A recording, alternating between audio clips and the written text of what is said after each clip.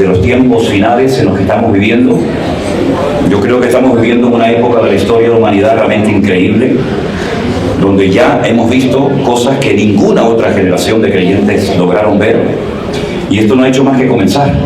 Como dice la palabra de Dios, esto es simplemente el principio de los dolores.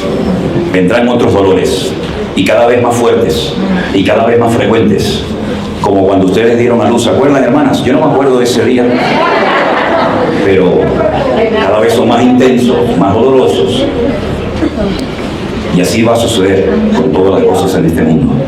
Quiero, antes de compartir la palabra, decirles a todos los hermanos que forman parte de nuestra iglesia virtual aquí en Colombia o en cualquier país del cual haya venido usted.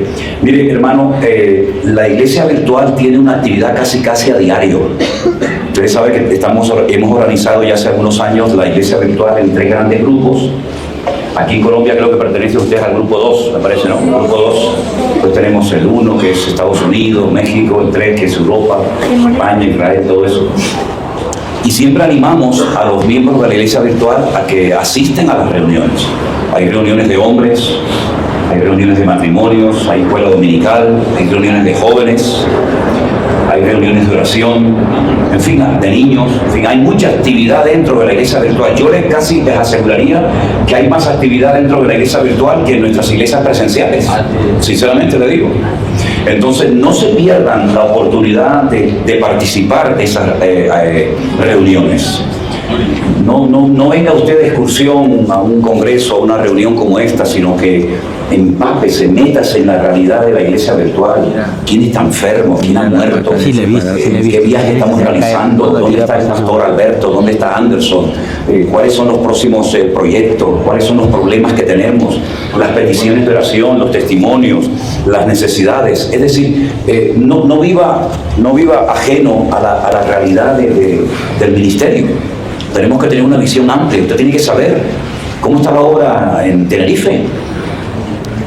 Me han preguntado mucho por mi hija Miriam y les agradezco muchísimo todas las oraciones que hacen por ella. Ella no está sana. Si yo no puedo decir oficialmente, públicamente, mi hija está sana. Mi hija no está sana. Mi hija tiene una enfermedad incurable. Mi hija fue diagnosticada al principio con metástasis en el cerebro y me daban 3 meses de vida por ella. Y finalmente pues se diagnosticó otra enfermedad que también es mala, pero dentro de lo malo pues esto se está cobrando un poquito. Entonces, la cuestión está en que hay que seguir orando por ella. Ella está con un tratamiento carísimo. Creo que el tratamiento cada 6 meses vale como 30.000 euros aproximadamente. Gracias al Señor todavía la medicina en España es totalmente gratuita. Todo, medicinas, operaciones, tratamientos. Y si no, imagínense ustedes, ¿no? Todos los años, cada 6 meses, ella tiene que estar toda una mañana en un hospital. Le tienen que meter por vena una serie de tratamientos. Y bueno, gracias a Dios está bien dentro de lo que cabe, ¿no? Pero todas esas cosas que suceden, ¿verdad? Tenemos gente que está en este momento con cáncer terminal dentro de nuestro ministerio. Estamos orando para que ahora en el mes de febrero del año que viene, estoy mandando a nuestro hermano Alberto, que él es el pastor en una isla que se llama Fuerteventura, ¿verdad? Donde tenemos 2 iglesias, una en la capital que se llama Puerto de Rosario y otra en el sur de la isla que se llama la población Morrojable. Y yo le estoy pidiendo a él que vaya ahora a Estados Unidos 3 meses para atender la obra que tenemos en Orlando y la obra que tenemos también en Miami. Y se van a ir en febrero. Entonces, ¿y qué pasa con la obra que tenemos en Fuerteventura? ¿Quién la va a atender? Bueno, tenemos otro pastor que se llama Rey, que él es de la República Dominicana. Él se ha incorporado a nuestro ministerio no hace mucho tiempo, pero también vamos a tener que ayudarle porque él va a tener que atender 2 iglesias. Recién hemos abierto obra en una ciudad muy importante de España, de donde era mi padre, que se llama Zaragoza. Ahí también hay otro grupo de hermanos. Tenemos gente en Madrid, tenemos gente en Alicante, tenemos gente en Bruselas. Es decir, la necesidad es tremenda y todo eso ustedes tienen que saberlo, ¿verdad? No solamente, no, mi hija, mi padre, mi marido, mi problema. Está bien, cada uno tenemos nuestras batallas y cada uno tenemos nuestras historias. Imagínense lo que yo tengo en la cabeza. Tengo que atender todos los días a todos los pastores, a todas las iglesias, a mi familia y tantas cosas. Pero si entre todos repartimos la carga y si entre todos oramos y nos apoyamos los unos a los otros, todo esto es mucho más llevadero. Y yo les aseguro que la única razón por la que nosotros aguantamos este ritmo de vida en el que estamos, que es terrorífico, créanme sinceramente, a veces me despierto por la noche y no sé si el baño estaba allí o el baño estaba allá, porque son tantos los cambios, ahora estoy aquí, ahora estoy allá. Hemos estado en Estados Unidos, he dormido en 10 camas diferentes en 15 días, una almohada dura, otra blanda, o un colchón grande. A veces unas camas que no te puedes ni mover, de lo pequeñas que son, otras son gigantescas. Estuve en Estados Unidos, tuve 15 días sin ver a mi mujer, aunque dormíamos juntos todas las noches. Los americanos tienen unas camas tan grandes que yo digo, bueno, se me fue, ya la encontraré. Se habrá producido el resto de la iglesia, yo hacía así, digo, ya nos encontraremos en algún punto del camino. ¿No? Entonces, yo les pido, por favor, que se involucren, que absorban la realidad de la iglesia virtual. Hay dos Manolo Sierra predicando en esta mañana. Hola, ¿ven? Hay dos. En vez del pastor tenemos a dos, porque hay un hermano que no para de tocar los botoncitos. Entonces, hermanos queridos, vamos a orar en esta mañana. Amén. Amén. Amén. Señor, te damos gracias por esta oportunidad maravillosa que tú nos das en esta mañana de aprender tu palabra. Ayuda. Yo te ruego, Señor, en el nombre de Jesús, que tengamos el corazón y la mente abierta para que tu palabra pueda tocar nuestras vidas y salir de aquí llenos de tu presencia, Señor. Pedimos todo en el nombre de Jesús. Amén. Y amén. Estaba leyendo las preguntas antes de subir aquí y a ver si das con el botón del eco. Él va a aparecer en algún momento. El que busca haya, dice la Biblia. Entonces, son muy interesantes las preguntas que están en esa caja. La verdad es que creo que pocas veces me han hecho preguntas tan interesantes como las que intentaré responder en este culto, o bien ahora o bien a la tarde. Pero yo les había pedido ayer que ustedes leyeran 2 capítulos del Antiguo Testamento, del famoso libro de Daniel. Y los capítulos eran el capítulo 2 y el capítulo 7. Me voy a quitar el chicle porque ya me trago 2 o 3 chicles en cada culto y entonces ya veo que me estoy estirando. Voy a ponerlo por acá. Ay, sí. Bueno, por otra vez. Para poder entender muchas cosas de los últimos tiempos, uno tiene que tener una base. ¿Y esa base de dónde la adquirimos? Del Antiguo Testamento. Porque en el Antiguo Testamento se habla de todo lo que va a ocurrir en los últimos tiempos. Absolutamente de todo. Con otro lenguaje, utilizando a veces unos símbolos y unos términos diferentes a los que aparecen en el Nuevo Testamento. Pero si logramos entender lo que allí se dijo, lo que allí se reveló, vamos a poder disfrutar del libro del Apocalipsis y de las profecías de los últimos tiempos de una manera extraordinaria.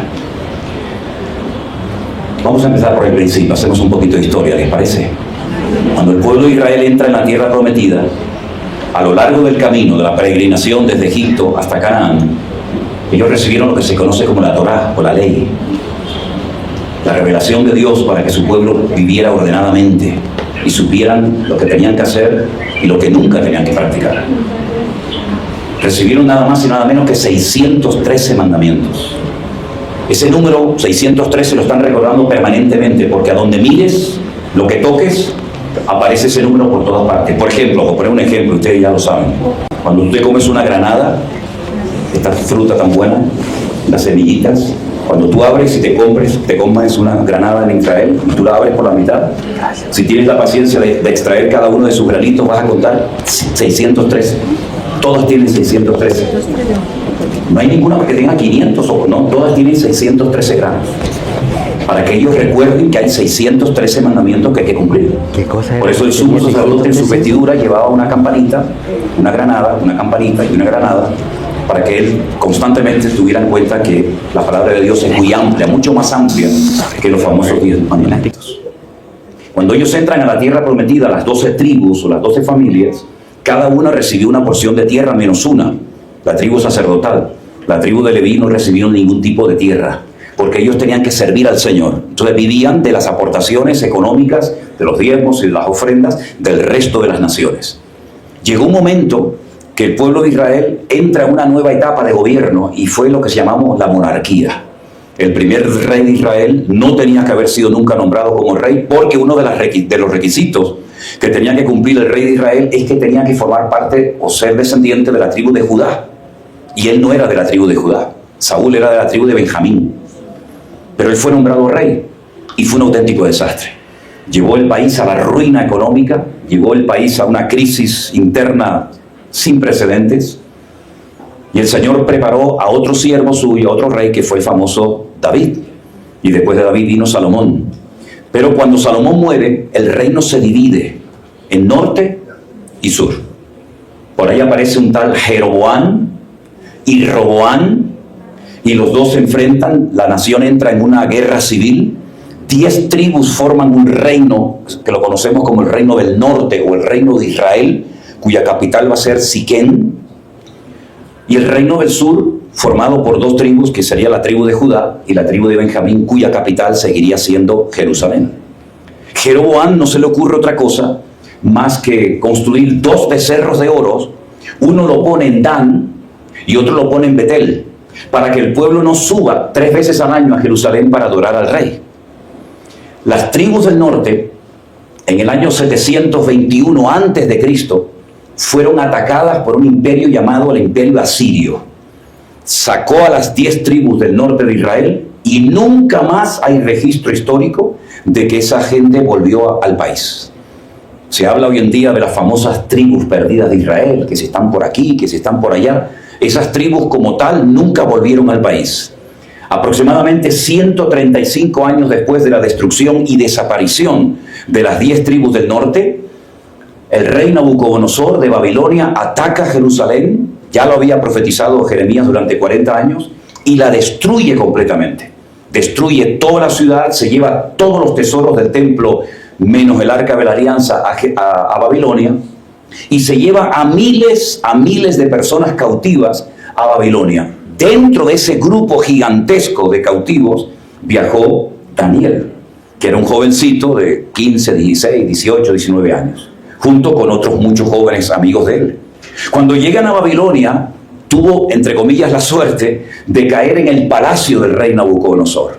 El rey Nabucodonosor lo primero que hace es intentar por todos los medios habidos y por haber de desprogramar, de quitar todo contacto con el Dios de Israel de la vida de estos muchachos. Les cambia el nombre. Por ejemplo, Daniel es un nombre muy bonito, viene de la tribu de Dan. Dan significa juzgar, él es Daní, es mi juez, Dios es mi juez. Pero ese nombre desaparece y lo llaman Belsasar, hijo del diablo. Le cambian los nombres, comienzan a darle alimentos que ellos no podían comer según la ley de Moisés. Tienen que aprender una nueva cultura, tienen que aprender una nueva lengua que sería el arameo, y así durante años intentan desprogramarlos, pero dice la Biblia que ellos propusieron en su corazón no contaminarse con nada del rey y lograron mantener su fidelidad y su acercamiento al Señor. Pero este Daniel, sobre todo, fue un instrumento muy utilizado por Dios durante el tiempo que estuvo en Babilonia, que fue hasta que murió, porque él recibía revelaciones, visiones y sueños e interpretación de sueños de otros personajes que tienen mucha relación con lo que nosotros nos va a tocar vivir en estos últimos tiempos. Y por ejemplo, en el capítulo 2, el rey de Babilonia, Nabucodonosor, tiene un sueño y él quiere que se lo interpreten. Pero antes de la interpretación pide algo que era un imposible. Primero cuénteme lo que soñé, para yo saber si realmente me están diciendo la correcta interpretación o se la están inventando. Claro, se asustaron los sátrapas, astrólogos, adivinos de la corte, porque ¿cómo voy a averiguar el sueño que usted tuvo? Dígame el sueño y yo se lo interpreto. Pero él decía, no, primero cuéntame el sueño y después me das la interpretación. Bajo pena de muerte, todos estaban atemorizados, pero dice la Biblia que Daniel pidió tiempo y oró al Señor, y el Señor le reveló el sueño y la interpretación del rey Nabucodonosor. Y usted sabe que lo que soñó el rey Nabucodonosor es que él vio una estatua enorme, gigante, cuya cabeza era de oro, el pecho y los brazos eran de plata, el vientre y los muslos eran de bronce, y las piernas eran de hierro, y algo de barro también entre los dedos de los pies. Y cuando él le cuenta el sueño al rey Nabucodonosor, el rey Nabucodonosor se queda sorprendido, porque efectivamente eso es lo que él había soñado. Pero ¿y eso qué significa?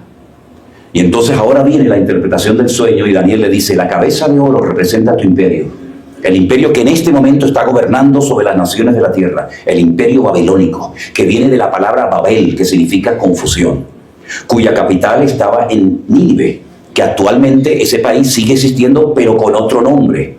Porque hay nombres de naciones que hoy en día se siguen llamando exactamente igual que como siempre se llamaron. Por ejemplo, Siria. Siria nunca cambió su nombre, Egipto nunca cambió su nombre, pero Babilonia sí. Babilonia en la actualidad es Irak, pero en aquellos tiempos era Babilonia, donde se intentó construir un zigurat, una especie de observatorio, que era la famosa Torre de Babel, y a través de las constelaciones y de otros asuntos, intentaban acercarse a Dios a su manera. Así que la cabeza de oro representa tu imperio, pero quiero que sepas que este imperio en algún momento va a caer, va a desaparecer, y se levantará otro imperio. Y eso es lo que representa la plata, el imperio de los medos persas. Hay dos brazos, luego son dos, los medos y los persas. Los persas hoy en día existen pero con otro nombre, y es el país de Irán. Los iraníes son los antiguos persas, y los medos son los famosos kurdos, los que viven en parte de Turquía, en parte de Irán, de Siria, etc. Y es el único pueblo del mundo, que son más de 40 millones de habitantes, que no tienen país, no tienen pueblo. Ellos quieren conquistar el Kurdistán. Ellos están en guerra desde toda la vida.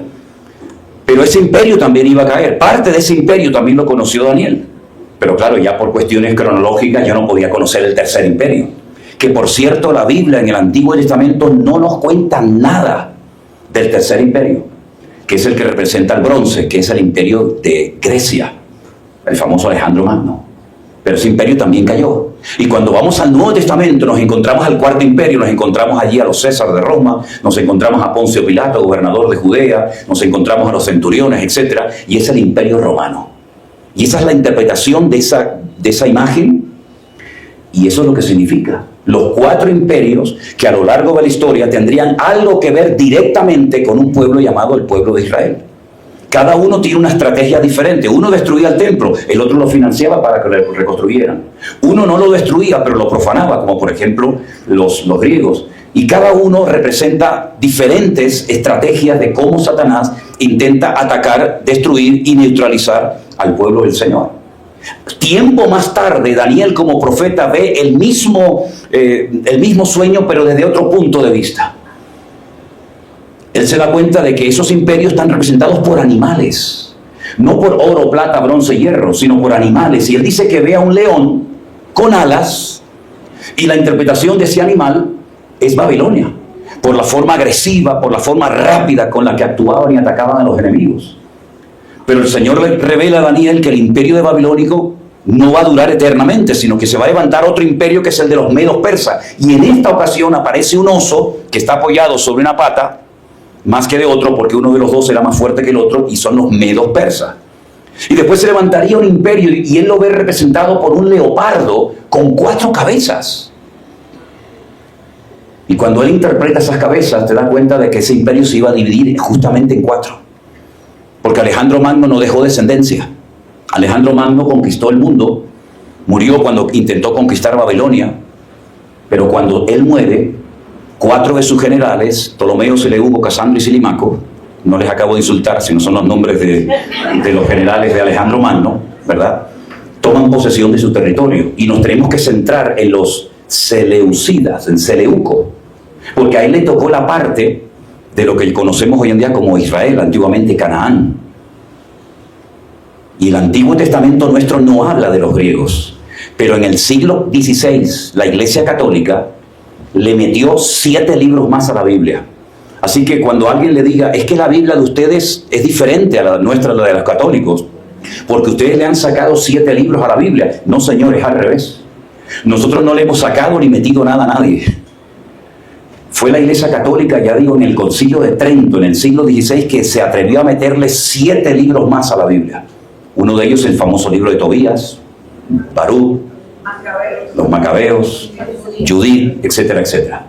Si usted tiene la oportunidad de leer Primera y Segunda de Macabeos, hágalo lo antes que pueda. Porque ahí se cuenta la relación de los seleucidas, de la parte del imperio griego fraccionado que tuvo que ver con Israel. Y ahí es cuando se produce esa famosa frase que dice la abominación desoladora. Cuando profanan el lugar santísimo, cuando entran con sangre de un animal inmundo, como un cerdo, al lugar santísimo, y ponen una estatua de Júpiter para que los israelitas lo adoren. No destruyen el templo como hicieron los medos persas, como hicieron los babilónicos y posteriormente los romanos, pero lo profanan. Te dejo adorar, pero adoras a lo que yo te diga. Y lo vas a hacer como yo quiera que lo hagas. Y el cuarto imperio, que fue el que más le sorprendió a Daniel, era una bestia, un animal indescriptible, terrible, con una cabeza y con 10 cuernos. Ahora, cuando usted ya entiende lo que significan estos materiales, como el oro, la plata, el bronce y el hierro, y cuando usted entiende lo que significa y representa cada uno de estos animales, usted con esa interpretación, con ese conocimiento, ahora usted ya se puede adentrar en el Nuevo Testamento, porque esto es simplemente una introducción del capítulo que vamos a estudiar en esta mañana, y usted va a ver cómo lo que hasta ahora usted no ha entendido nada cuando lo leía, a partir de hoy usted va a disfrutar de una manera extraordinaria con la lectura y el estudio del famoso libro del Apocalipsis. Porque el libro del Apocalipsis está escrito en clave. Si usted conoce los colores, si usted conoce el significado de los animales, si usted conoce el significado de los números, usted va a poder interpretar el libro del Apocalipsis, porque el libro del Apocalipsis se escribió para que la iglesia estuviera preparada para poder afrontar las dificultades y las presiones de los últimos tiempos. Y ahora sí les voy a llevar al capítulo 13 del Apocalipsis con esta explicación que usted ya se ha aprendido de memoria, ¿verdad, hermana? Hombre, he estado hablando media hora como para que se me olviden, ¿no? Usted ya aprendió todo esto, el caballo, los colores, todo lo aprendió. Ok, perfecto. Bueno, vamos a ver si es verdad. Apocalipsis capítulo 13, por favor. Capítulo titulado Las dos bestias. Las dos bestias. Tengo que decir algo muy importante, y es que cuando la Biblia se escribió, no se escribió ni con capítulos ni con versículos. ¿Vale? Los capítulos y los versículos nos ayudan mucho para encontrar esos versículos, esos pasajes bíblicos que decimos, eso está en Juan 3:16, eso está en Juan 14:6, eso es. Pero a veces esas divisiones que se han hecho, no se han hecho todo lo bien que tenían que haberse hecho, y frena y para la línea de pensamiento que venía desarrollándose. Por ejemplo, el último versículo del capítulo 12 dice: entonces el dragón, del cual hablaremos en esta mañana, se llenó de ira contra la mujer y se fue a hacer guerra contra el resto de la descendencia de ella, los que guardan los mandamientos de Dios y tienen el testimonio de Jesucristo, punto, y ahí se para. Y entonces cuando usted empieza a leer el capítulo 13 dice: me paré sobre la arena del mar y vi subir del mar una bestia que tenía 7 cabezas, 10 cuernos, y en sus cuernos 10 diademas, y sobre sus cabezas un nombre blasfemo. Y parece como que es otro tema, y no es así. El que se para sobre la arena del mar, y ahora vamos a explicar todo esto, no es Juan, sino es el dragón, que también vamos a ver quién es, y se para porque se da cuenta de que le ha salido mal el ataque a Israel. Le ha salido mal el ataque a los que guardan el testimonio de Dios y tienen el testimonio de Jesucristo. Y entonces cuando él se para, y ahí es donde Juan ve una visión de una bestia que tiene 7 cabezas y 10 cuernos. Las cabezas en profecía, en escatología, siempre son imperios. Recuerda eso. Y los cuernos siempre son naciones. La bestia que vio Daniel tenía una cabeza y 10 cuernos. Pero como ahora Juan, ya han pasado muchos años, él no ve a una cabeza, sino él ve 7 imperios que han tratado de frenar, de destruir el avance del pueblo de Dios, pero sigue viendo que detrás de esos imperios, detrás de esos ataques, siempre hay 10 países, 10 naciones, que son las que van a financiar y a potenciar el surgimiento de esta bestia, que ahora vamos a describir quién es. Pero lo interesante es que con la explicación que les acabo de dar ahora, de Daniel, sobre todo capítulo 7, usted va a entender perfectamente el versículo 2. Quiero que lo lean conmigo en alta voz, si son tan amables. Y dice así: la bestia que vi era semejante a un leopardo. Sus pies eran como de oso y su boca como de león. Vamos a quitar el nombre de los animales y vamos a sustituirlos por los países que estos animales representan. ¿Les parece? Vamos allá, empezamos. Y la bestia que vi era semejante a un griego, Sus pies eran como un persa, y cuando hablaba como un babilónico.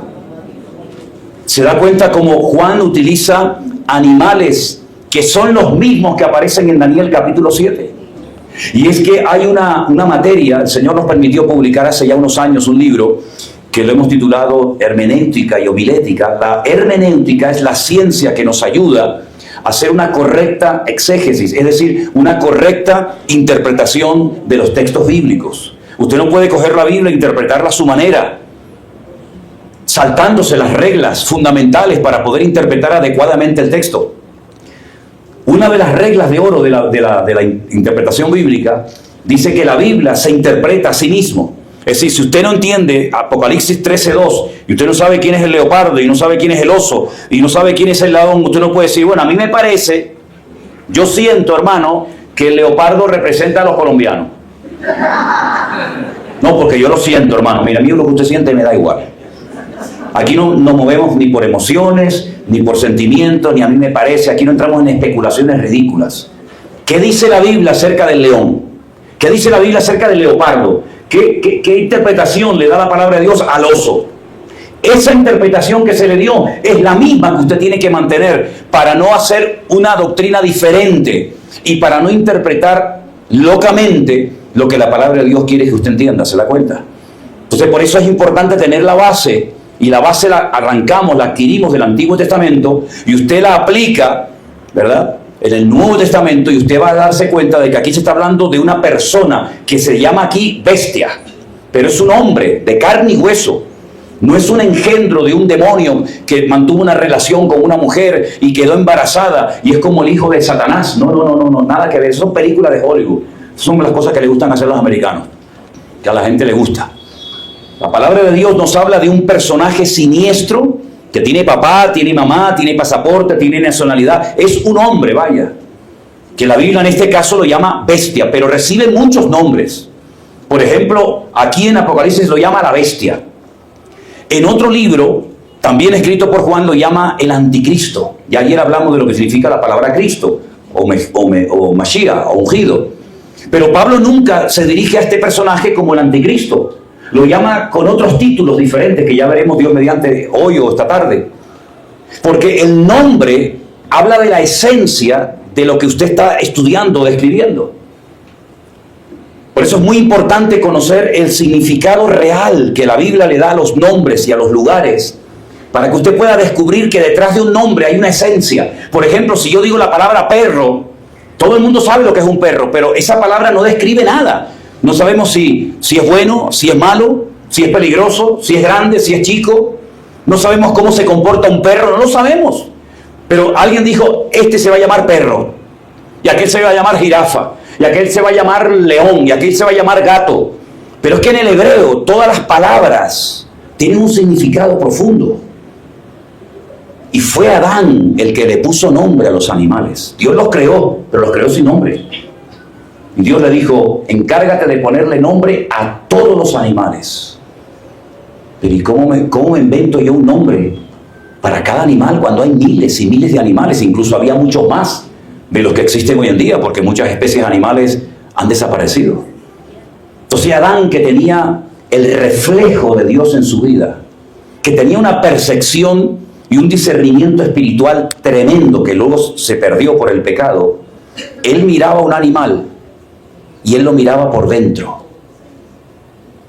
Y él sabía cómo es ese animal, su conducta, su comportamiento, su forma de proceder. Y entonces cuando vio al perro, le llamó Keleb, porque juntó dos palabras hebreas, Kol, que significa todo, y Lev, que significa corazón, y las unió y le llamó Keleb. Este animal es todo corazón. Y si tú le quieres poner a tu hijo un nombre que signifique todo corazón, ¿lo vas a llamar Keleb, que significa perro? No, le cambias una vocal y lo llamas Caleb. Son las mismas letras, pero le cambias una vocal. Y entonces ese niño se llama todo corazón. Pero en vez de llamarlo Keleb, que es para el perro, yo le cambio una vocal, lo llamo Caleb y sigue siendo todo corazón. Pero Caleb es para el hombre, Keleb es para el animal.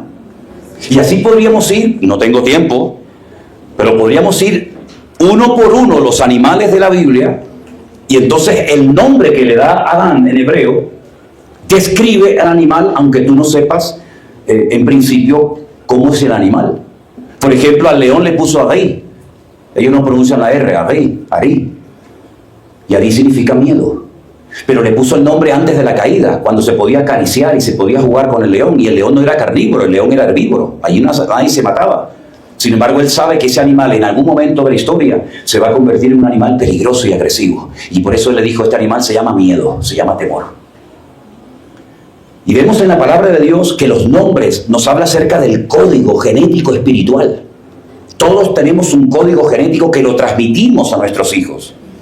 Y cualquier célula, cualquier trocito de piel o de pelo de los hijos nuestros, hablan acerca de quiénes son sus padres.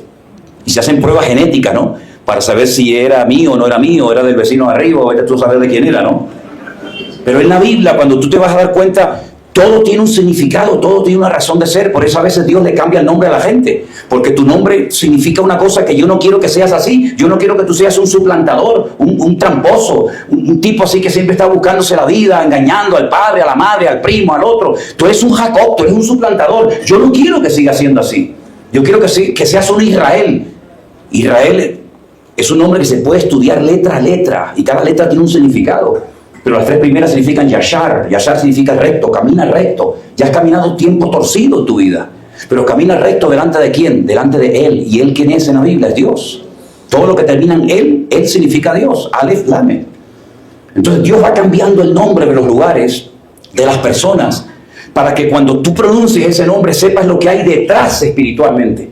Por ejemplo, ¿dónde nació Jesús? Jesús nació en un lugar que nosotros lo conocemos como Belén. Hoy no podría venir Jesús al mundo porque Belén es territorio palestino. Y Jesús no era palestino, Jesús era israelita de la tribu de Judá. Pero si usted va a Belén, que yo voy muy poco porque prácticamente hoy en día no hay nada que ver y no es muy sano ir allí, pues es un territorio palestino, pero sigue llamándose Belén. ¿Y Belén de dónde viene? De Bet Lejen. Bet es casa, Lejen es pan. Es que allí nació aquel que dijo, yo soy el pan de vida. Y todo tiene una razón de ser y todo tiene una explicación. Incluso, lamentablemente, los nombres de la Biblia, de los libros, los han cambiado, que es una lástima que tengamos un libro que se llame Lamentaciones. Cuando la Biblia dice que Él ha cambiado nuestro lamento en baile. Entonces, ¿por qué tenemos un libro que se llama Lamentaciones? Como si Dios nos permitiera lamentarnos. Es que no se llama Lamentaciones en la Biblia. Y tenemos un libro que tiene un nombre rarísimo, además como una cosa que extraña, Deuteronomio. ¿A quién se le ocurría decirle, cómo se llama el niño? Deuteronomio. Pero es que no se llama Deuteronomio en la Biblia. Entonces vemos que todo tiene una razón de ser en la palabra de Dios. Y por eso vemos que el anticristo recibe nombres y recibe títulos para que cuando veamos aparecer en la escena mundial este personaje siniestro, sepamos reconocerlo. Algunos estarán preguntando, ¿y usted cree que nosotros llegaremos a conocer al anticristo? Yo no sé lo que usted cree. Yo sé lo que yo creo. Y yo sé lo que puedo incluso demostrar con la Biblia. Yo estoy plenamente convencido que lo veremos. Y lo reconoceremos. Además tenemos que saber reconocerlo. Y después vamos a ver qué podemos o qué debemos de hacer para reconocer a este personaje siniestro. Pero dice la Biblia que es una mezcla de griegos. ¿Cómo eran los griegos? Los griegos eran muy presumidos. Miren lo que hay aquí. Yo no sé dónde estoy ahora mismo, si estoy a la derecha o a la izquierda, pero aquí enfrente hay un gimnasio que pone arriba 24/7, ¿no? Están todo el día ahí, pim, pam, sube, baja, suda, corre. Nuestra iglesia en Tenerife está rodeada de 7 gimnasios. ¿Y quiénes inventaron los deportes? ¿Quiénes inventaron las olimpiadas? Los griegos. Los griegos eran presumidos, les gustaba la apariencia, pero también eran filósofos, Séneca, Platón, Aristóteles. ¿De dónde viene toda esa cultura de la filosofía? De los griegos. Eran hedonistas, le daban culto al cuerpo. Eran de una promiscuidad sexual terrible. Usted cuando ve, por ejemplo, las figuras, las pinturas de los griegos, los mosaicos en el suelo, usted ve que tenían relaciones con animales, con perros, con niños, con mujeres, con elefantes, con todo. Todo estaba bien, como está pasando hoy en día. Que todo vale, todo está permitido, y no lo critiques porque sabe Dios lo que te pueden hacer. Así eran los griegos, así va a ser el anticristo. Un pervertido, pero una persona con un carisma, con una capacidad de atracción espectacular. Pero también dice la Biblia que eran religiosos. ¿Se acuerdan cuando Pablo fue a Grecia, al Areópago? Dice que daba vueltas por la ciudad de Atenas y entonces por la noche les dijo, ustedes son gente muy religiosa, adoran todo. ¿Cuántos dioses tenían los griegos? Madre mía, tenían a Mamón. ¿Saben quién era el Mamón? El dios del dinero. A Baco, el dios del vino. A Ceres, el de la cosecha. Tenían un montón de dioses. Y la mitología griega es para volverte loco. Todos se peleaban. Nuestro continente se llama Europa. Europa es una muchacha que la raptan, se la llevan a una isla, la violan, nuestra moneda se llama el euro, todo una connotación espiritual brutal. Y los griegos eran así, presumidos, tenían tendencia al tema de la filosofía y también, sobre todo, una promiscuidad sexual sin precedentes. Y eran muy religiosos. Y el Señor, a través de Pablo, le dice: hoy vi una columna que ponía al Dios no conocido. Hasta los que no conocían lo adoraban, por si acaso. Yo les vengo a hablar del Dios no conocido. Y les habló del Señor. Algo realmente increíble. El anticristo va a ser así. Y hay un dato que nos da Daniel, porque la Biblia nos da muchos datos acerca de este hombre. Dice que del amor de las mujeres no hará caso. Eso se puede interpretar de varias maneras, ¿no? O como que es del barrio de al lado, o como que no quiere casarse, ¿no? Imitando la vida de Jesús, que no se casó porque Él no vino a formar familia, sino Él vino a dar su vida en rescate por los demás. Dice que del Dios de sus padres, esos son datos que nos da Daniel de este hombre, dice: del Dios de sus padres no hará caso, lo dejará, lo abandonará. Y entonces dice que adorará al Dios de las fortalezas, y en el texto original dice Alá Maozim, el Dios de la guerra. Es curioso cómo está creciendo el Islam en todas las naciones de la tierra, ¿no? Y vemos, por ejemplo, a lesbianas y a homosexuales que salen con la bandera palestina diciendo: defendemos a Palestina, cuando tú entras allí y a los 5 minutos te cortan en rebanadas y te tiran del 5º piso abajo y te prenden fuego. Así va a ser el anticristo, muy parecido a los griegos. Pero dice la Biblia que cuando habla se parece a un león, arrogante, soberbio, prepotente, siempre en posesión de la verdad, no dejando hablar a los demás, como hoy en día, que ya no puedes opinar, ya no puedes debatir, porque si hay que hacerte la guerra, se hace. Si es una mezcla, es la primera vez en la historia que se va a levantar un personaje político en el mundo que va a ser una mezcla de todos los reinos paganos que ha habido a lo largo de la historia. Pero no contento con esto, el versículo termina dándonos una información espectacular y dice, léalo conmigo: y el dragón le dio 3 cosas, ¿verdad? Le dio poder, le dio su trono y le dio grande autoridad. Nunca Satanás le ha dado tanto a un hombre como a este personaje que lo llamamos el anticristo o la bestia. El dragón, dice la Biblia en el capítulo 12, verso 9, 12:9, fue lanzado fuera el gran dragón, la serpiente antigua, el que se llama Diablo y Satanás, el cual engaña al mundo entero, y fue arrojado a la tierra y sus ángeles fueron arrojados con él. Es decir, el dragón, este animal mitológico, porque nunca existió un dragón que sacara fuego por la boca, representa al diablo. Es decir, que a través de animales el Señor te está dando un mensaje profético para que sepas describir la naturaleza y la esencia de este tipo, y para que sepas quién es el que lo está avalando. El diablo le da poder, le va a dar poder militar, le va a dar poder económico, lo va a avalar como si fuera su hijo, su representante en la tierra. Le va a dar trono, es decir, le va a dar una sede de gobierno. Este tipo va a tener un lugar donde tendrá sus ministros, tendrá su sede de gobierno, tendrá sus oficinas, tendrá sus representantes. Eso es lo que él va a tener. Y dice además que le da autoridad. Yo siempre he dicho que para conocer a un hombre de verdad, no lo escuches predicar. Para conocer a un hombre de verdad, a un pastor de verdad, dale poder y dale dinero. Y ahí te vas a dar cuenta del tipo de hombre que es. Porque yo he conocido muy buena gente que cuando tuvieron poder y dinero se volvieron locos y se echaron a perder. Porque la raíz de todos los males es el amor al dinero. Y Satanás le va a dar una capacidad a este hombre militar y económica sin precedentes. Y repito, el anticristo no es un engendro de un diablo con una mujer, sino que es un personaje político que durante un tiempo, la Biblia dice cuánto tiempo, va a estar gobernando y teniendo una influencia mundial sobre el mundo entero. Nunca antes se había oído tanto la expresión nuevo orden mundial como desde el tiempo de la pandemia a esta parte. De hecho, yo ni sabía que cuando la gente me escribía en los tiempos de la pandemia, yo les preguntaba que cómo habían entrado en contacto con nosotros, me decían que habían oído y habían visto un mensaje que yo había dado hacía 5 o 6 años atrás, que lo titulé en su momento el nuevo orden mundial. Y es que está creándose ya un nuevo orden mundial, en todo, en la economía, en la religión, en las iglesias, en la política. El mundo está cambiando de una forma tremenda, y más que va a cambiar. Y sigue diciendo la palabra de Dios y di a una de sus cabezas como herida de muerte, pero su herida mortal fue sanada y se maravilló toda la tierra en pos de ella. La Biblia da a entender como que este personaje habrá un momento en su mandato político que van a hacerle un atentado y va a correrse la noticia de que lo han matado. Pero dice la Biblia que su herida fue sanada y toda la tierra se maravilló, y entonces adoraron al dragón. ¿Quién era el dragón? El diablo, que era el que le había dado autoridad a la bestia, y adoraron a la bestia diciendo: ¿quién como la bestia? ¿Quién podrá luchar contra ella? También se le dio boca que hablara grandes cosas y blasfemias, y se le dio autoridad para actuar 42 meses. ¿Cuántos son 42 meses? 3 años y medio. La Biblia nos habla de que el desarrollo del libro del Apocalipsis, salvo los primeros capítulos, que son mensajes a iglesias locales que en aquel momento existían.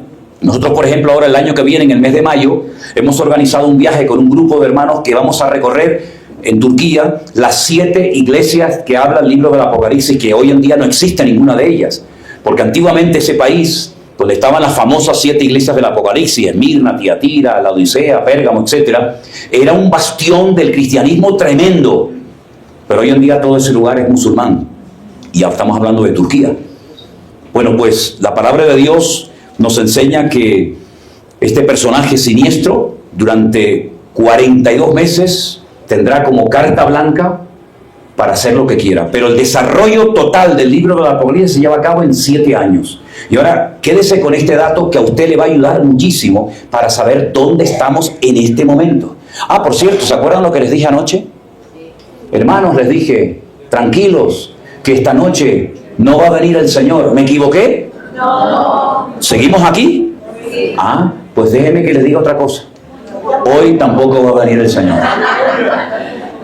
Bueno, si al final nos fuimos, pues ahí arriba cuando nos encontremos me dicen: oiga, usted nos engañó. Pero hoy tampoco va a venir el Señor. Porque el libro del Apocalipsis nos enseña a saber ubicarnos en el tiempo. Y a saber si queda poco, si queda mucho, si se han cumplido estas cosas o no se han cumplido todavía algunas de ellas.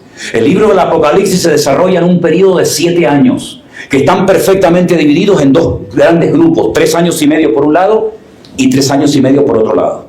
O esos 3 años y medio, a veces hay gente que los llama 42 meses. Hay otros personajes que lo llaman 1260 días. Y hay otros personajes que hablan de tiempo, tiempos y la mitad de un tiempo. Es lo mismo, pero desde diferentes puntos de vista o diferentes formas de decir exactamente lo mismo. Ahora, cuando usted coge el libro del Apocalipsis, usted se va a dar cuenta que hay un momento en el que la Biblia habla de 7 sellos. En la época de la Biblia no habían libros. Los libros se comenzaron a imprimir en la imprenta de Gutenberg, ¿verdad? Y no existían libros, pero existían pergaminos. Y para que la gente no leyera el contenido del rollo, del pergamino, lo lacraban, lo sellaban con cera. Y cuando usted rompía el sello para poder leer su contenido, ese acto, ese proceso de romper el sello y de abrirlo, se llamaba en griego revelación. Voy a revelar, voy a contar el contenido del libro o del pergamino. Entonces Juan dice que tiene una visión en la isla de Patmos, en el mar Adriático, ahí en Europa, donde él ve un rollo que no tiene 1 ni 2, sino 7 sellos lacrados, ¿verdad? 7 sellos que impiden leer el contenido, hasta que finalmente el Señor lo abre y le dice: yo te voy a contar lo que dice allá adentro. Y entonces habla de caballos blancos, negros, amarillos, rojos, caballos como que van cambiando de color, que parece más que un caballo un camaleón, ¿no?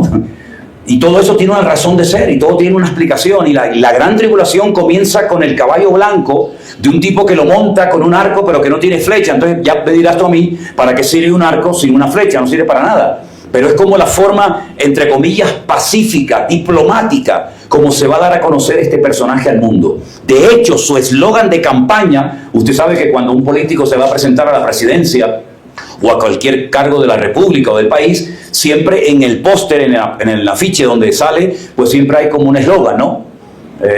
No sé qué es lo que ponen aquí. Nosotros tenemos ahí, por ejemplo, Centro Evangélico Villanueva, Bogotá, Colombia, entendidos en los tiempos. El anticristo, cuando se presente, su eslogan de campaña va a ser paz y seguridad. Si tenemos en ese momento paz y seguridad, este Señor a nosotros no nos sirve, ni lo necesitamos para nada. ¿Por qué viene ofreciendo paz y seguridad? Porque cuando Él se presente, el mundo será un auténtico caos. Y no habrá seguridad. Y si no hay seguridad, ¿cómo vamos a tener paz? Tenemos paz cuando nos sentimos seguros en todos los aspectos de la vida, ¿sí o no? Por lo tanto, ese es el lema de campaña del anticristo. Entonces, Él se presenta, durante 3 años y medio está ganándose la confianza de las Naciones Unidas, de la ONU, de la Comunidad Económica Europea, de los palestinos, de los judíos, por aquí, por allá. Le permitirá, después de 2000 años de espera, a los judíos reconstruir su templo en Jerusalén, que no existe templo en Jerusalén. Hubieron 2 templos. El primero fue destruido ¿por quién? Por Nabucodonosor. Y el segundo, por los romanos, en el año 70 después de Cristo.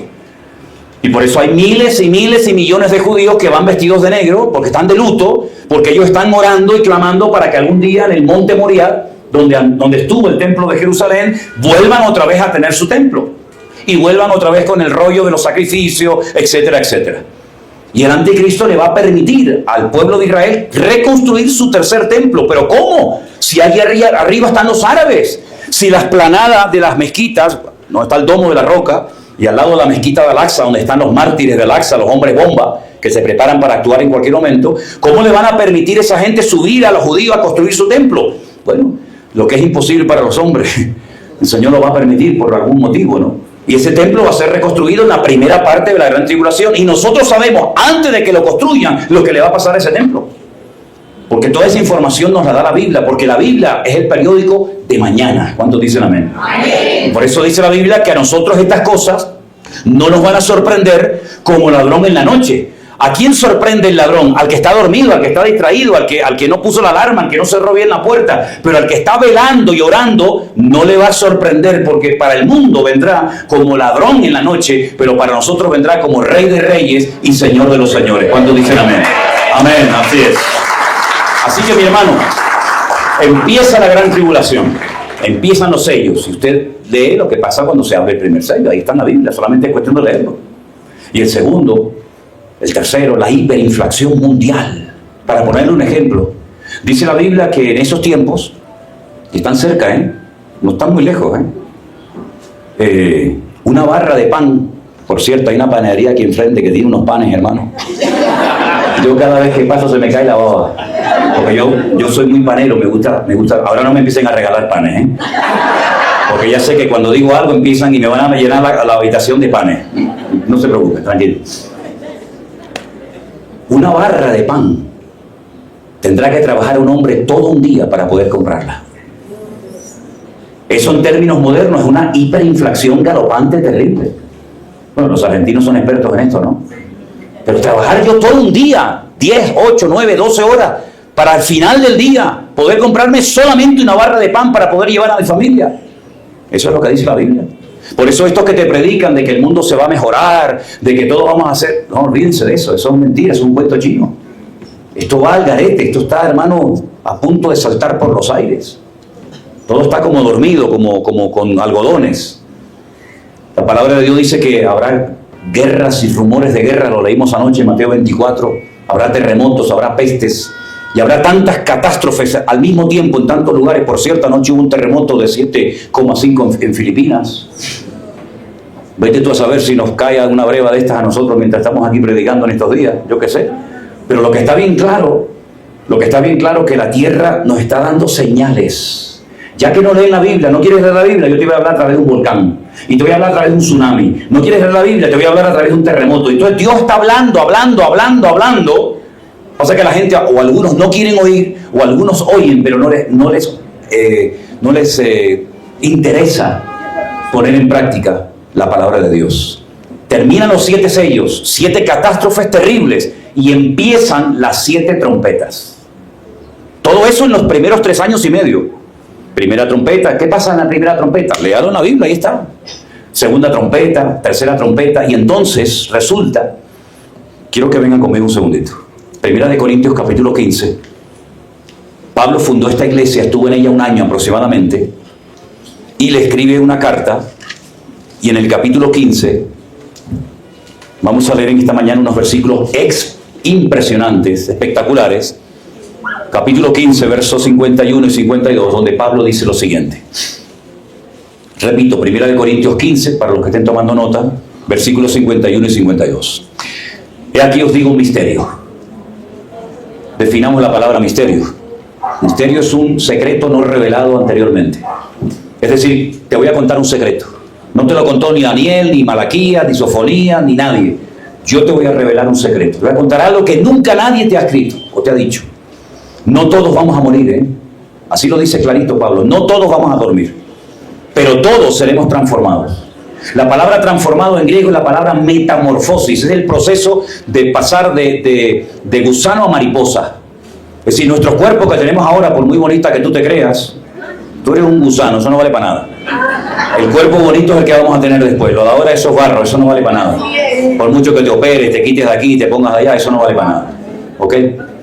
Todos seremos transformados. Dice aquí, en un momento y en un abrir y cerrar de ojos. ¿Pero cuándo? ¿Cuándo va a ser esto? A la final. A la final. Porque se tocará la trompeta y los muertos en Cristo resucitarán incorruptibles. Y nosotros seremos transformados. ¿Cuándo se produce esta resurrección? ¿Y cuándo se produce esta transformación? Ya te lo está diciendo. A la final trompeta. Buena pregunta, ¿y cuántas trompetas hay? 7.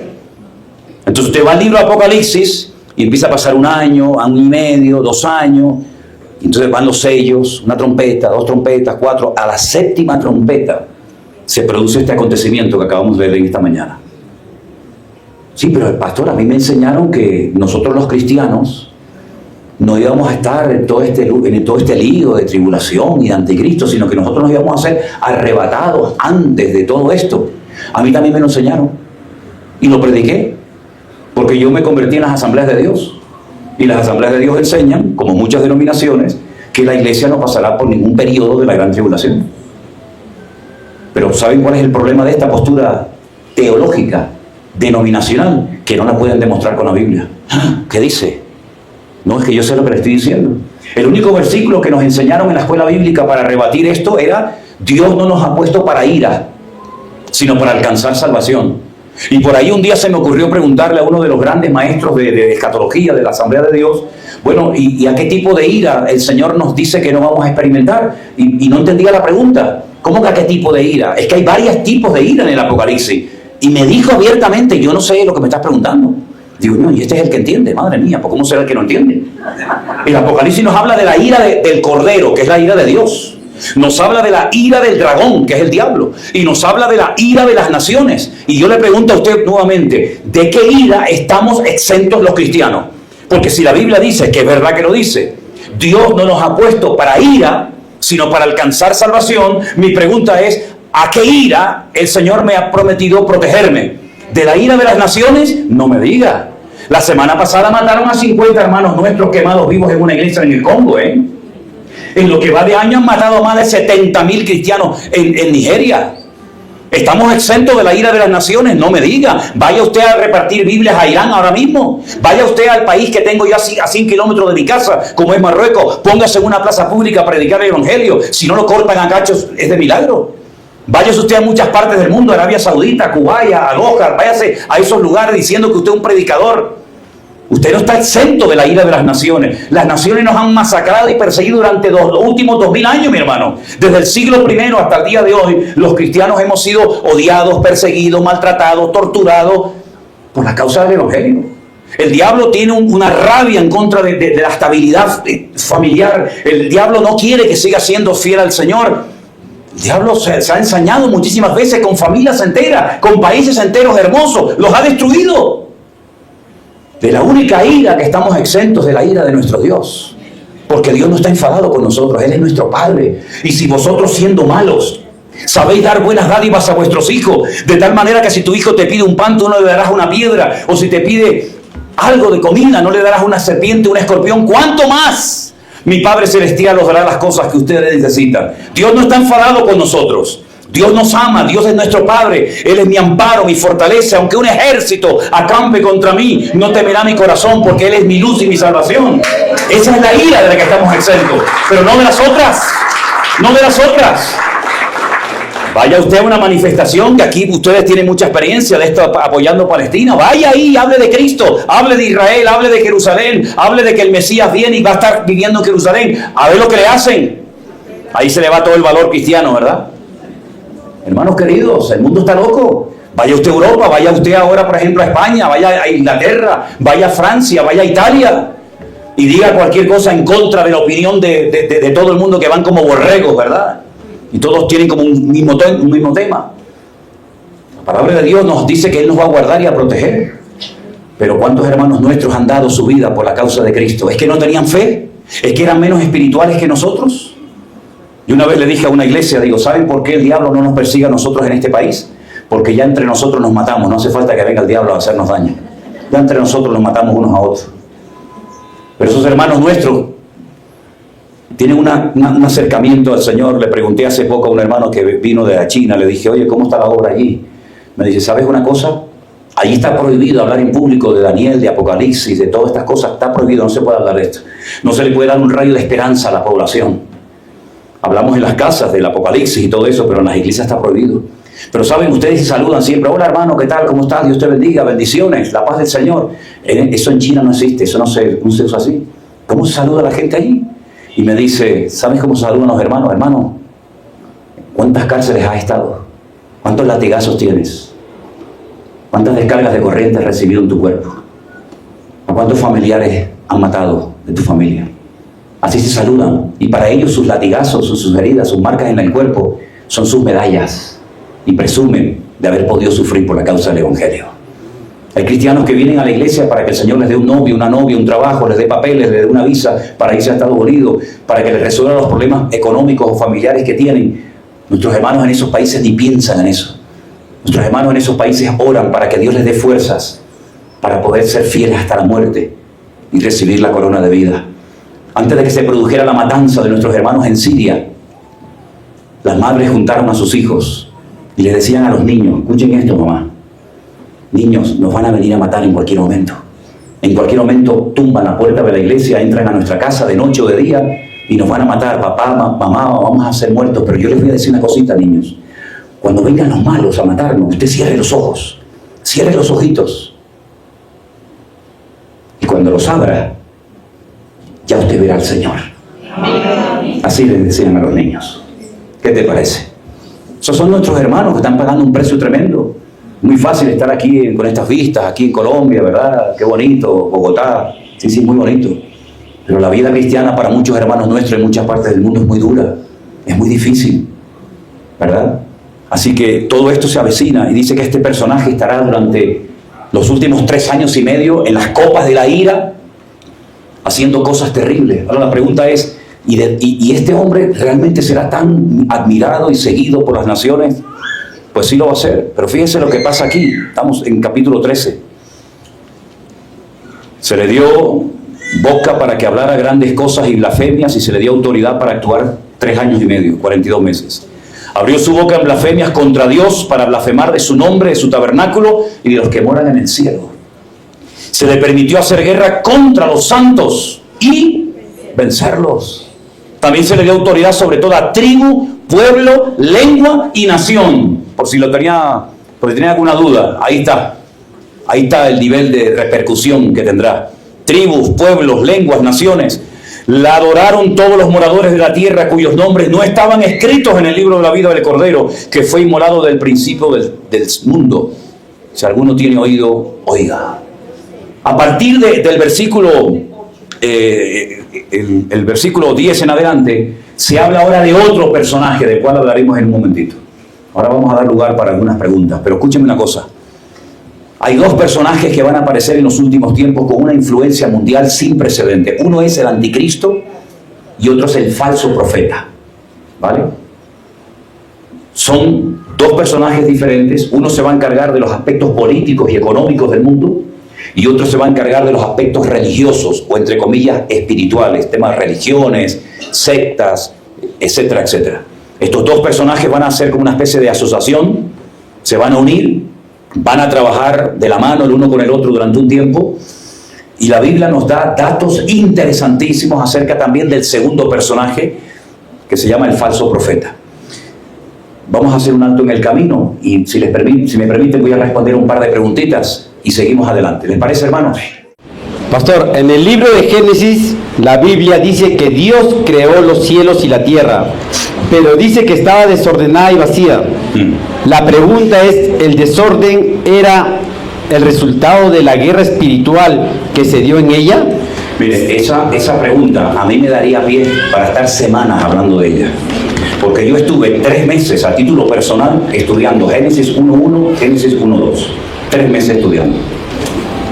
Y todavía podría estudiar mucho más tiempo.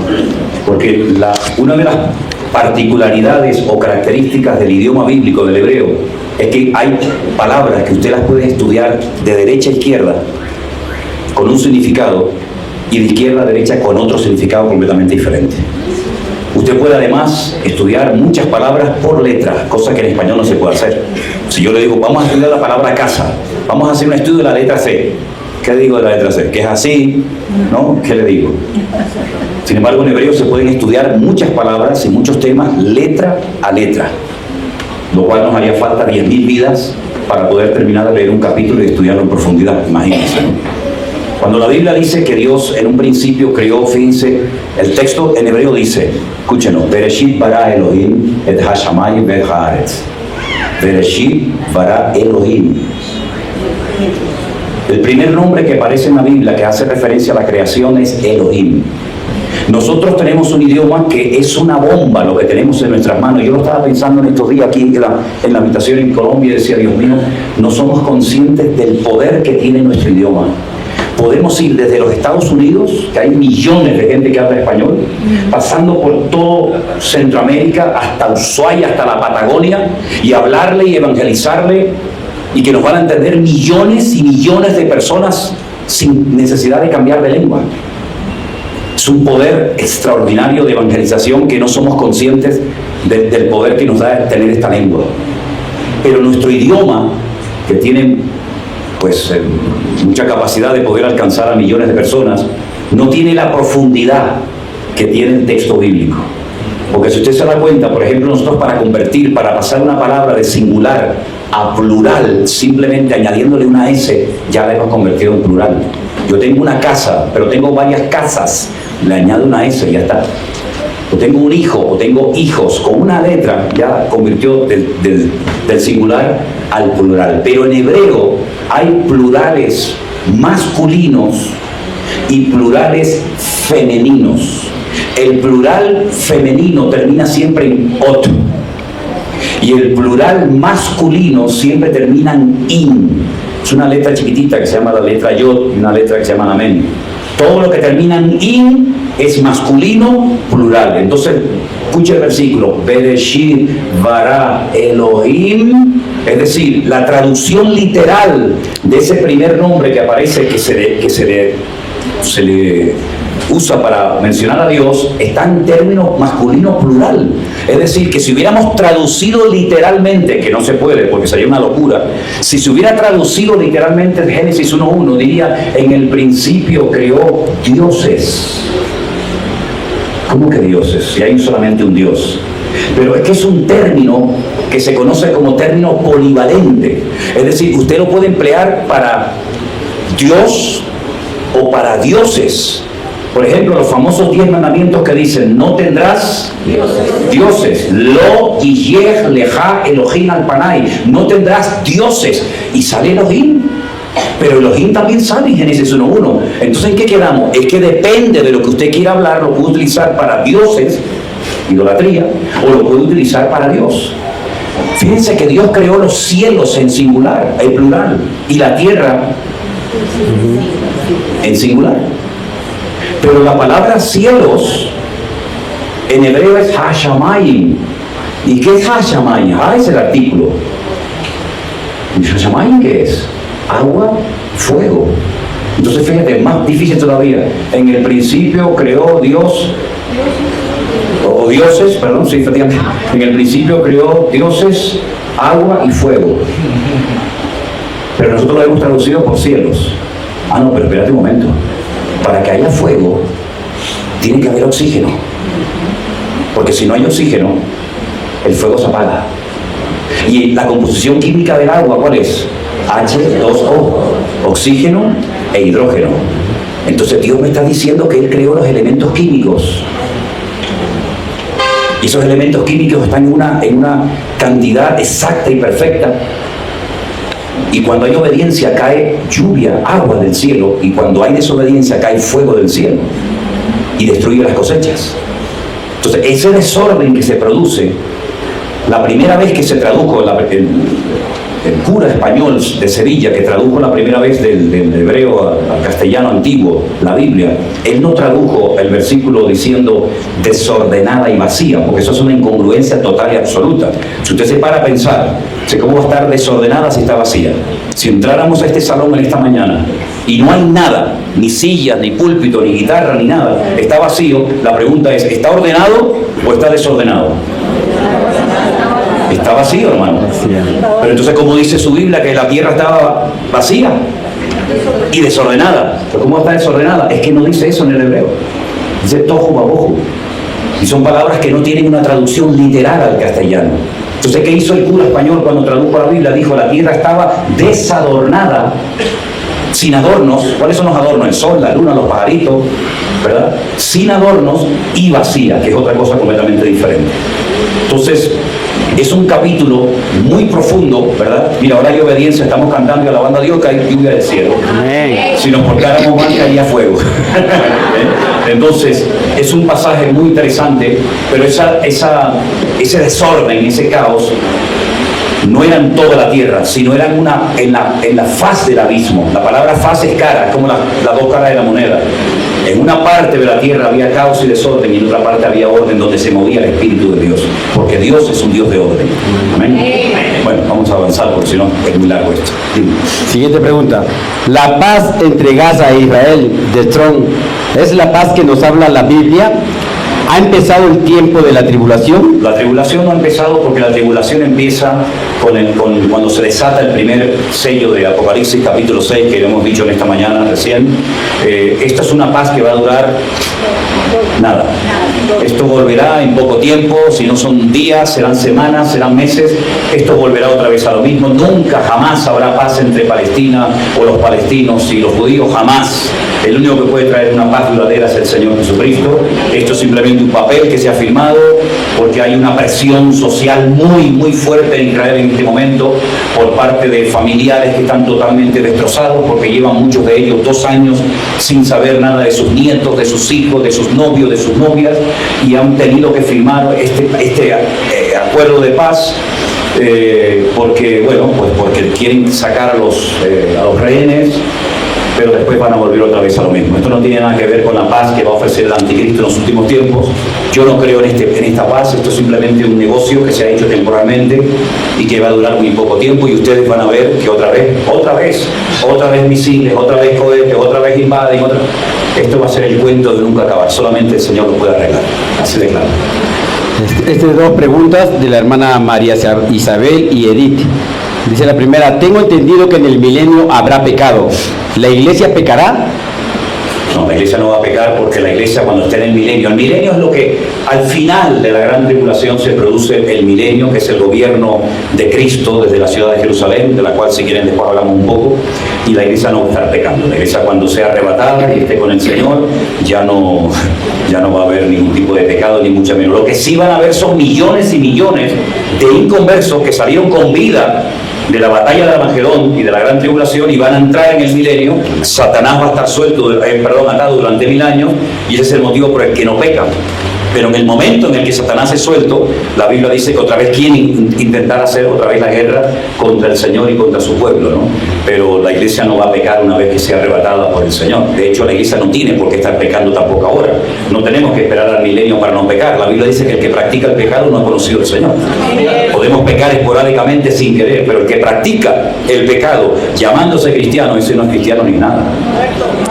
La siguiente pregunta, La siguiente pregunta era: cuando la iglesia sea arrebatada, ¿el Espíritu Santo se va? No, para nada. La iglesia no tiene el monopolio del Espíritu Santo. El Espíritu Santo estaba en el mundo mucho antes de que existiera la iglesia, mucho antes de que existiera Adán y Eva. De hecho, lo dice Génesis 1:1, ¿no? En el principio creó Dios los cielos y la tierra estaba sobre la vacía, el Espíritu de Jehová se movía sobre la faz de las aguas. Ahí no había iglesia, ahí no había Israel, ahí no había nada, porque el Espíritu de Dios, ¿quién es? Es Dios. Pero ¿cómo Dios se va a ir cuando la iglesia se vaya? Como si la iglesia fuera el recipiente, ¿no? La caja que reserva Dios. En ningún momento. Eso me enseñaron a mí, por cierto, cuando estaba en esa denominación, que cuando la iglesia se vaya, se va el Espíritu Santo. Pero no lo pueden demostrar bíblicamente. Yo soy una persona que insisto muchísimo en decir que toda declaración, toda enseñanza que se dé desde un púlpito tiene que ir sí o sí avalada y respaldada por la Escritura. Yo no puedo venir aquí arriba y decir una serie de tonterías porque soy el pastor José Manuel Sierra y todo el mundo amén. No, nosotros no nos movemos de esa manera. Usted tiene que comprobar y discernir si lo que estamos enseñando coincide con la palabra de Dios. Yo no puedo demostrar, y yo he leído la Biblia y creo que de Biblia hace un poquito, ¿no? Yo no puedo demostrar con la palabra de Dios en la mano que cuando la iglesia, los cristianos sean arrebatados del planeta Tierra, el Espíritu Santo se va con ellos. Que no hay ni un versículo que lo diga. Por lo tanto, ¿por qué se ha enseñado? Bueno, hay tantas cosas que se han enseñado y se siguen enseñando que no están en la Biblia y la gente las cree. ¿Por qué? Porque la gente repite las cosas como los loros. Los loros repiten lo que le han enseñado.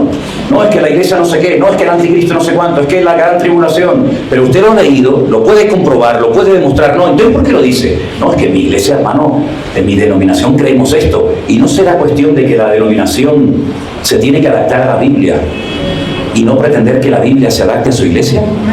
Porque claro, si usted enseña las cosas como los loros y no las puede demostrar bíblicamente, ¿con qué credibilidad, con qué autoridad está predicando usted en este día la palabra de Dios? ¿Se da cuenta?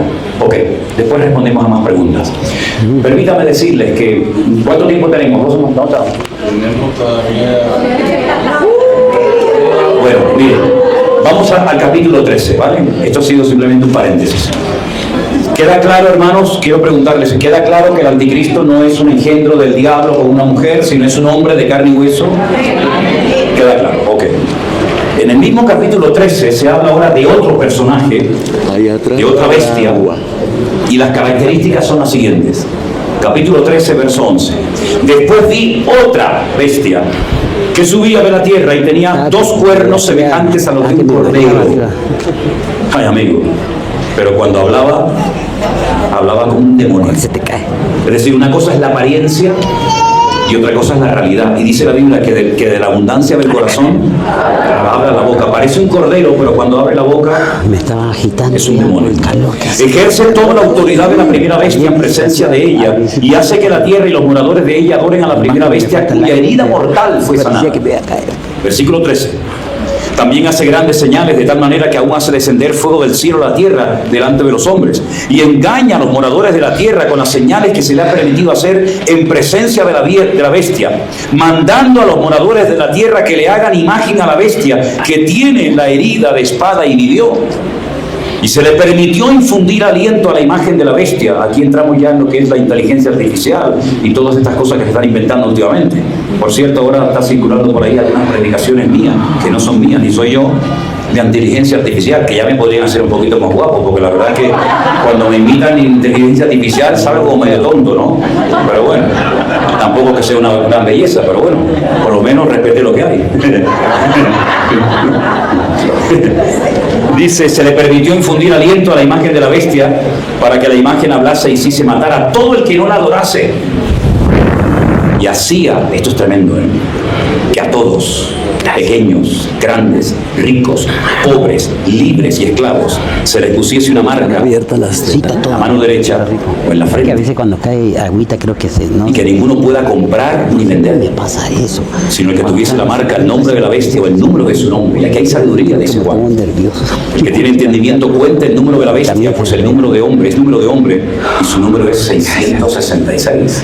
Ahora, hay una característica muy interesante, un dato espectacular que nos está dando la Biblia, que el mundo no lo tiene, el mundo no lo sabe. Esto es una información codificada para nosotros. El mundo no tiene ni idea de esto. Los idiomas de la Biblia, que fueron en el Antiguo Testamento el hebreo, salvo algunas partes de arameo, y el griego del Nuevo Testamento, tienen una particularidad que nuestro idioma no tiene. Y es que son idiomas alfanuméricos. Es decir, cada letra equivale a un número. Entonces, cuando usted quiere aprender hebreo, lo primero que tiene que aprender son las 22 letras del Aleph Bet. Y esas 22 letras se clasifican, cuando uno tiene el papelito para aprenderlas, se clasifican en unidades, en decenas y en centenas, del 1 al 9, del 10 al 90 y del 100, 200, 300, 400. Entonces usted se va a dar cuenta que, por ejemplo, la primera letra, que es la letra Aleph, que no es la A, es una especie de, digamos, de comodín, que usted lo convierte en lo que quiera. La letra Aleph es el 1, la letra Bet es el 2, la letra Aleph Gimel es el 3, y así sucesivamente. De tal manera que, por ejemplo, en Israel hay personas que cuando leen la Biblia en hebreo, te la van leyendo por números. No te dicen, en el principio creó Dios los cielos y la tierra. Hay un gran matemático, un rabino judío en Israel, que te lee por números, dice 465, 68, 69, 74, total 544. Y ellos saben cuál es el valor numérico de cada versículo de la Biblia. Saben cuántas letras tiene cada versículo. Saben cuántas letras tiene cada capítulo. ¿Por qué? Porque cuando se hace una copia de la Biblia a mano, que se tarda 4 años y medio en terminar la Torá, los primeros 5 libros de la Biblia, todas las copias tienen que tener en el primer renglón el mismo número de letras, y en el segundo igual, y en el tercero igual. De tal manera que si usted compra un pergamino, por ejemplo, de Éxodo 20, y usted lo tiene aquí en su casa en Colombia, usted se va a dar cuenta de que ese pergamino parece que es una fotocopia del mismo pergamino que compró un señor en Ámsterdam, en Holanda. Porque es exactamente igual. No puede haber en una línea 10 letras y en el otro pergamino 20, sino que todas tienen el mismo número de letras. Y cuando se termina de hacer el pergamino, con un pelo, se va midiendo la distancia entre letra y letra, y se va contando. Y si no coincide, se quema ese pergamino o se destruye, a menos que tenga el nombre de Dios, que hay que enterrarlo. Si es una perfección absoluta. Usted se va a dar cuenta de que cada palabra, cada nombre, cada lugar tiene un valor numérico. Hagamos la prueba, por ejemplo, en español. Si la A sería el 1, la B sería el 2, y la C el 3, y la D el 4. Entonces usted escribe su nombre, y como usted sabe, cada letra, vocal o consonante, aunque no hay vocales en hebreo, pero bueno, usted puede saber su nombre, cuánto suma. Es muy interesante esto se llama gematría. Todo tiene sus límites, ¿no? Para no volvernos locos con esto. Gematría, el estudio numérico de la palabra de Dios. Entonces, ¿qué es lo que ocurre? Usted se va a dar cuenta que, por ejemplo, Abraham tenía un valor numérico inferior a cuando Dios le cambia el nombre y lo llama Abraham. Tiene más valor numérico porque Dios le ha puesto una letra de su nombre y automáticamente ya está Dios en su vida y ya pasa de ser un hombre arrogante o enaltecido, pasa a ser padre de multitudes, le da más valor a la vida. Y eso es lo que Dios ha hecho con nosotros. Dios le ha dado más valor a nuestra vida. No es que nosotros seamos gente muy importante, sino que el valor de nuestra vida es que tenemos a Cristo en nosotros. Si nos quitan a Cristo de nosotros, usted no vale nada, usted es un pedazo de barro. Usted es un pedazo de, no, que yo fui mis, no sé, usted no fue de mí nada. No es de mí nada. El valor que tiene mi vida es que tengo a Cristo en mi corazón. Y cuando tengo a Cristo en mi vida, y mi vida está en orden, y refleja el orden de mi Dios, ese es el valor de mi vida. Pero en cuanto a ti te quiten al Señor de tu vida, tú no vales un pimiento, hermano. Prueba de ello que cuando usted, por ejemplo, va a estudiar este tema de los números y todo esto, para poder llegar ahora a esto del 666, usted se va a dar cuenta que cuando Dios llamó al hombre, le llamó Ish, y a la mujer le llamó Isha. Y cuando usted junta esos dos nombres, Ish y Isha, hombre o mujer, la primera letra del nombre hombre y la última de la palabra mujer, si usted la junta, es el nombre Yah, que es el nombre de Dios. Es decir, Dios está en la relación entre un hombre y una mujer. Pero si usted quita la primera y la última letra de hombre y de mujer, ya no significa hombre y mujer. Ya le cambió el significado. Ahora significa fuego y destrucción. Y la combinación no sale hombre con hombre, mujer con mujer, o mujer con perro, perro con gallina. No sale, sale solamente lo que Dios estableció. Entonces, el valor de nuestra vida nos lo da el Señor. Ahora, Juan no nos dice cómo se va a llamar este personaje político siniestro, terrible, que va a surgir del antiguo territorio romano. Por eso creo que había una pregunta en la cajita que decía, bueno, ¿y Latinoamérica sale en la Biblia? No, hermano, Latinoamérica no sale en la Biblia. La geografía bíblica es muy cortita. Eso no significa que ustedes se van a escapar. Significa que no van a intervenir directamente en la historia profética de Dios, en el programa profético de Dios. Aquí no se va a escapar nadie, ¿verdad? Pero no aparece porque la geografía bíblica es muy pequeñita. Es Europa, es África y es Oriente, ¿no? Asia. Ahora, el anticristo tiene un nombre. Y cuando usted suma el valor numérico de su nombre, suma la cifra 666. Yo me acuerdo que cuando Gorbachev, ¿se acuerdan Gorbachev? El presidente de Rusia tenía aquella marca, aquel lunar aquí en la frente. Muchos cristianos dijeron, ay, mira el anticristo. Digo, ¿pero qué anticristo, muchacho? ¿Tú no ves lo que tiene en la frente? Digo, ¿el hombre tiene un lunar? ¿Qué tiene que ver el lunar? Ahora se va a quitar el lunar usted, hermana. que tanto le gustaba a su marido cuando era novia, ahora le da asco porque dice que es una verruga. ¿Entiendes? Eso no tiene nada que ver. Ahí me pasé. Borra eso, muchacho. Borra eso. Entonces el anticristo tiene un nombre, pero la Biblia no dice, se llamará fulanito de tal, pero yo te voy a decir el valor numérico de su nombre para que cuando tú sospeches, oye, no será este. Este tiene pinta rara, Y a mí me da la impresión, bueno, ponga el nombre, sáquele el valor numérico y dice, no, este suma 525, este no es. Entonces fíjense qué dato tan interesante nos ha dado la Biblia. Pero ¿qué es lo que va a hacer? Lo primero que va a hacer este hombre en el mundo, controlar la población mundial. ¿Y cómo se controla a la gente? Bueno, marcándolo como animales. Te meten ahí un chip ahí en la frente, en el brazo, y entonces no vas a poder comprar ni vender absolutamente nada si tú no tienes esa marca. Ahora, no se asusten, porque eso va a pasar en la segunda parte de la gran tribulación.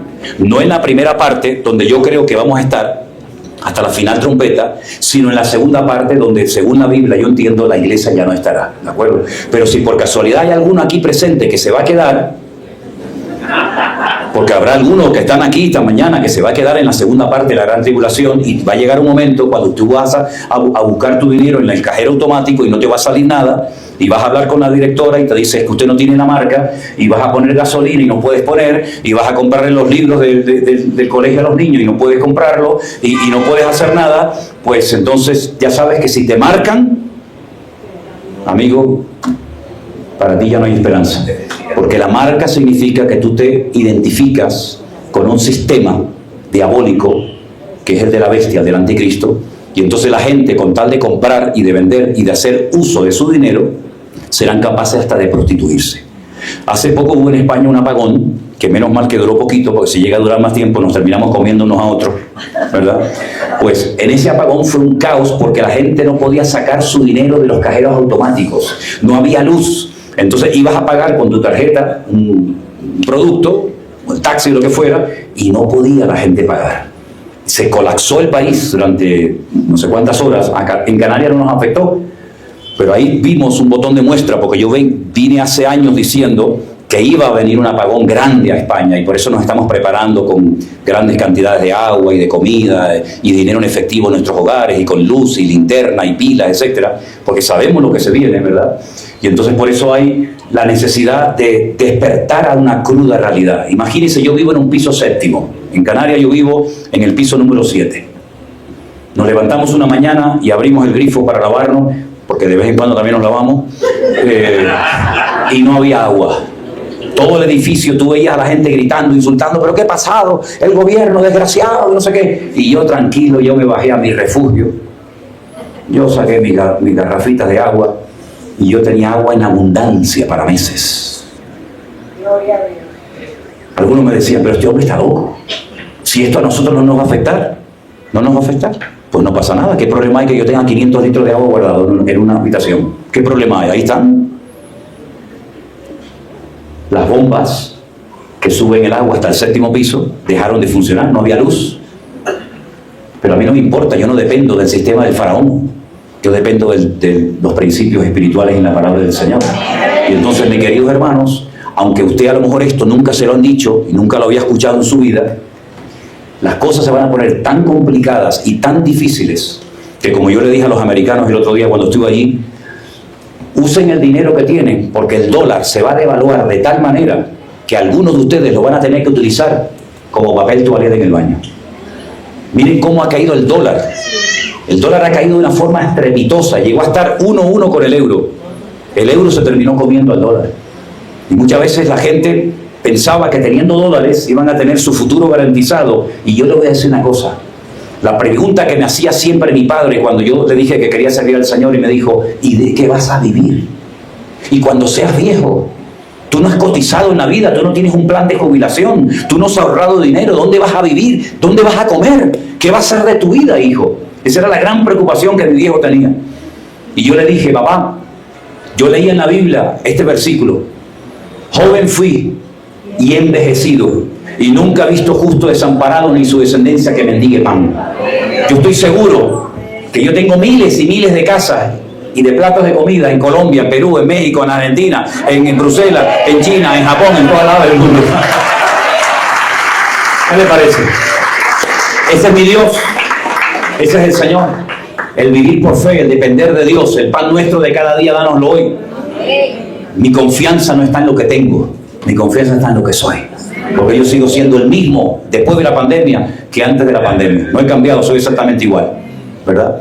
Así que, mis queridos hermanos, este personaje siniestro se llama el falso profeta. Y el falso profeta ya es diferente. Porque el falso profeta, también la Biblia nos da muchos detalles sobre él, dice que los ministros, los que trabajan para el falso profeta, se visten de púrpura.